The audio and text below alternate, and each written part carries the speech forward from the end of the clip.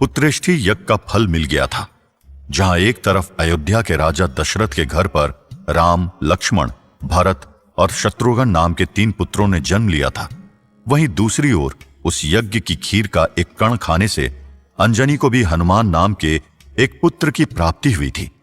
लेकिन ब्रह्मांड पुराण के अनुसार हनुमान जी के अलावा अंजनी और वानर राज केसरी को 5 और पुत्र प्राप्त हुए थे। उनके सबसे बड़े पुत्र हनुमान थे, दूसरे थे मतिमान, तीसरे थे श्रुतिमान, चौथे थे केतुमान, 5वें थे गतिमान और छठे पुत्र थे धृतिमान। इन सब बच्चों के साथ अंजनी और वानर राज केसरी का जीवन बहुत अच्छे से बीत रहा था। धीरे धीरे उनके सारे पुत्र बड़े होते जा रहे थे। पुत्रों, धूप में मत खेलो, बाहर बहुत गर्मी है, तुम लोगों को लू लग जाएगी। सब लोग अंदर आ जाओ। अंजनी के सारे पुत्र बाहर जंगल में खेल रहे थे। तभी तेज धूप को देखते हुए उन्होंने उन सबको अंदर आने के लिए कहा। कोई मेरी बात ही नहीं सुनता। क्या तुम लोगों को अंदर नहीं आना है? नहीं माँ, अभी हम सब खेल रहे हैं, बाद में आएंगे। हाँ माँ, हनुमान भैया सही कह रहे हैं, हमें खेलने दीजिए ना, बहुत अच्छा लग रहा है हमें यूं खेलना। अच्छा, तुम लोग खेलना चाहते हो तो खेलो।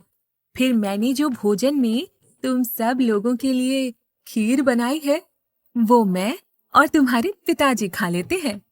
क्या आपने खीर बनाई है माँ? और नहीं तो क्या, तुम सबको खीर बहुत अच्छी लगती है ना, इसलिए मैंने तुम सब लोगों के लिए खीर बनाई है। लेकिन कोई बात नहीं, तुम लोग खेलो, हम ही खा लेते हैं वो। मतिमान, श्रुतिमान, केतुमान, गतिमान, धृतिमान, तुम सब मेरी बात ध्यान से सुनो। हम सब खेल तो बाद में भी सकते हैं, लेकिन अगर इस समय हम माँ के पास नहीं गए तो हमें खीर नहीं मिलेगी। अब बताओ, तुम सबको क्या करना है? खीर खाना है या खेलना है? भैया, भोजन से प्रिय खेल तो मुझे और कोई लगता ही नहीं है। हाँ भैया, श्रुतिमान सही कह रहा है, मुझे भी खीर ही खानी है। ठीक है, अगर तुम सबका यही मत है तो मैं माँ से कह देता हूँ। तो तुम सब नहीं खा रहे ना खीर? मैं जाती हूँ। नहीं माँ, रुकिए। आपने इतने प्रेम से खीर बनाई है और हम उसे ना खाएं, ऐसा हो सकता है?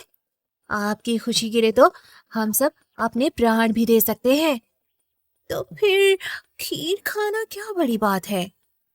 चलिए, हम सब आपके साथ चलते हैं। हनुमान जी और उनके सब भाइयों ने अपनी माँ की बनाई खीर को बहुत स्वाद लेकर खाई। माँ, खीर तो बहुत ही स्वादिष्ट थी। आपके हाथों से ये खीर खाकर मुझे ऐसा अनुभव हुआ कि जैसे मैंने अमृत खा लिया हो।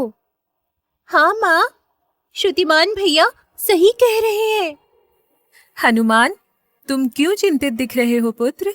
तुम्हें खीर अच्छी नहीं लगी? नहीं माँ, ऐसी बात नहीं है। फिर क्या बात है? अपनी माँ को नहीं बताओगे? वो क्या है ना माँ कि मेरी श्रुता शांत नहीं हुई है। मुझे और भोजन करना है। क्या आप मेरे लिए कुछ बना सकती हैं? हनुमान लला, तुमने अभी इतनी सारी खीर खाई ना, अब रात के भोजन तक मैं तुम्हें कुछ नहीं देने वाली। वैसे भी अधिक भोजन करने से भी मनुष्य बीमार पड़ सकता है। पर मैं तो वानर हूं ना माँ, वानर चाहे जितना भोजन कर सकता है। हनुमान, अपनी माँ को बातों में मत घुमाओ। पर माँ, मैंने अगर कुछ खाया नहीं तो मैं चक्कर खाकर गिर जाऊंगा। मुझसे अब और सहन नहीं होता।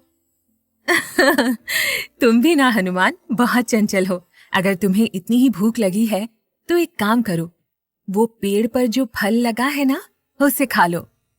ये कहकर माँ अंजनी ने पेड़ की तरफ इशारा किया, लेकिन हनुमान जी को लगा कि उनका इशारा आसमान में लटके सूर्य की तरफ था। इसलिए उन्होंने आकाश में लाल सूर्य को देखा और अपने भाई गतिमान से बोले, गतिमान, ये फल कौन सा है जो वहां आकाश में है? पता नहीं भैया, कौन सा फल है ये। मैं भी प्रतिदिन देखता हूँ। ये फल सुबह आता है और शाम में चला जाता है। साथ ही इस फल का रंग भी दिन में कई बार बदलता है। मुझे तो लगता है कि ये फल बहुत रसीला और स्वादिष्ट होगा। तुम्हारी बातें सुनकर तो मेरे मुंह में पानी आ गया है। मेरा तो मन कर रहा है कि मैं अभी के अभी इस फल को खा लूं। लेकिन भैया, ये फल तो बहुत दूर है। आप इस तक पहुंचेंगे कैसे? देखो गतिमान, आकाश में वो सब पक्षी किस तरह से उड़ रहे हैं। वो कैसे उस फल के पास जाते जा रहे हैं। मैं भी उन सब की तरह उड़ने का प्रयत्न करूं। लेकिन भैया, क्या ये संभव है? चलो करके देखते हैं। लेकिन तुम किसी को बताना नहीं। हम दोनों चुपचाप बाहर चलकर उस फल तक पहुंचने का प्रयास करते हैं। ये कहकर हनुमान अपने भाई के साथ बाहर आ गए। वो दोनों उस समय बालक थे। दोनों के मन में उड़ने की बात ने जगह बना ली थी, इसलिए दोनों एक पेड़ पर चढ़ गए। गतिमान, मेरा हाथ पकड़ लो और चढ़ जाओ ऊपर। बहुत अच्छे। अच्छा चलो, अब मैं उड़कर देखता हूँ। नहीं भैया, पहले मुझे उड़ने दीजिए। परंतु ऐसा क्यों? ऐसा इसलिए कि अगर आप रहेंगे तो मुझ में आत्मविश्वास रहेगा, और अगर मुझसे कोई त्रुटि हो गई तो आप मुझे बता भी देंगे। तुम बहुत समझदारी वाली बातें करने लगे हो गतिमान। चलो तुम ही उड़ान भरो पहले।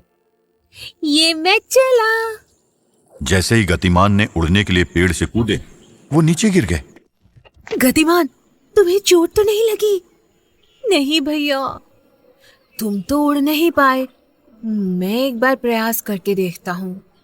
और जैसे ही बाल हनुमान ने पेड़ से छलांग मारी तो पवन पुत्र आकाश में पक्षी से भी तेज गति से उड़ने लगे।